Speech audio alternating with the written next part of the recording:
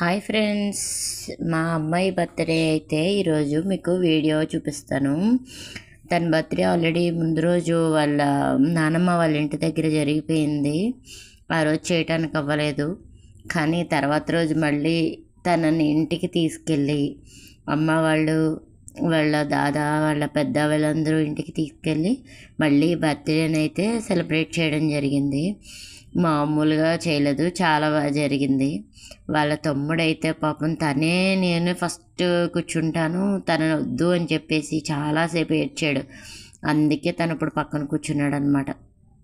చాలాసేపు అనమాట. నేను కూర్చుంటాను, అక్క వద్దు అక్కడ అని చెప్పేసి నేనే కేక్ కట్ చేస్తాను, నేనే కేక్ కట్ చేస్తానని చాలాసేపు ఏడ్చాడు. ఏడ్చి ఏడ్చి ఏడ్చి ఏడ్చి ఫైనల్గా వాళ్ళ అక్క పక్కనే చేరి కూర్చున్నాడు అనమాట. తన బర్త్డేకి అయితే మాత్రం వాళ్ళ అక్కని పక్కన కూడా కూర్చొనేవాడు. అప్పుడు ఇక అమ్మ నాన్న వీళ్ళిద్దరూ కేక్ కటింగ్ చేస్తున్నారు అనమాట.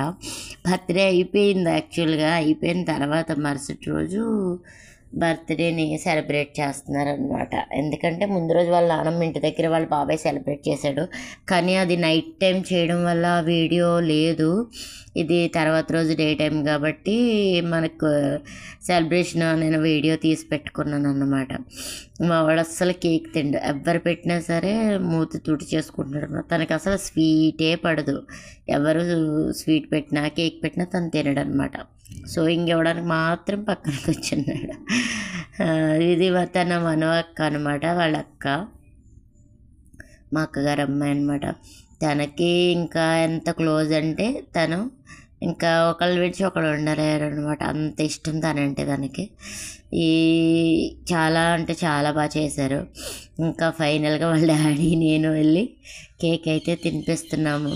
వాడైతే అస్సలు కేక్ తన బర్త్డే కిందే చూసాడు తప్ప, కానీ వాళ్ళ అక్క బర్త్డేలా అయితే ఫీల్ అవ్వలేదు వాడు. చూడండి, వాడు కేక్ పెడితే నోట్లో ఊసేస్తున్నాడు. ఫైనల్గా మేము కూడా కేక్ తినిపించేసాం అనమాట. ఇప్పుడు మ్యాంగో సీజన్ కదా, అదే అని చెప్పేసి చాలామంది వీడియోలు చేస్తున్నారు కదా, నేను కూడా ట్రై చేశాను. మ్యాంగోని ఇలా చేసి చూడండి, చాలా టేస్టీగా ఉంటుంది. ఒక కవర్లో మ్యాంగో వేసి ఒక బెల్లం ముక్క, ఉప్పు, కారం వేసుకుని కవర్లో ఒక కలం పెట్టి బాగా కచ్చపచ్చగా కొట్టేశారంటే ఇంకా దాని టేస్ట్ మీరు అస్సలు మర్చిపోరు. ఎప్పుడు ఉప్పు కారమే వేసుకుని తింటారు మీరు, అలా కాదు. అందులో ఒక బెల్లం ముక్క కూడా వేసుకుని కొట్టి తిని చూడండి. మళ్ళీ మళ్ళీ మళ్ళీ మళ్ళీ బయట మార్కెట్లో పచ్చికాయలు కొనుక్కుని అంత ఇష్టంగా తింటారంటే మామూలుగా ఉండదు టేస్ట్.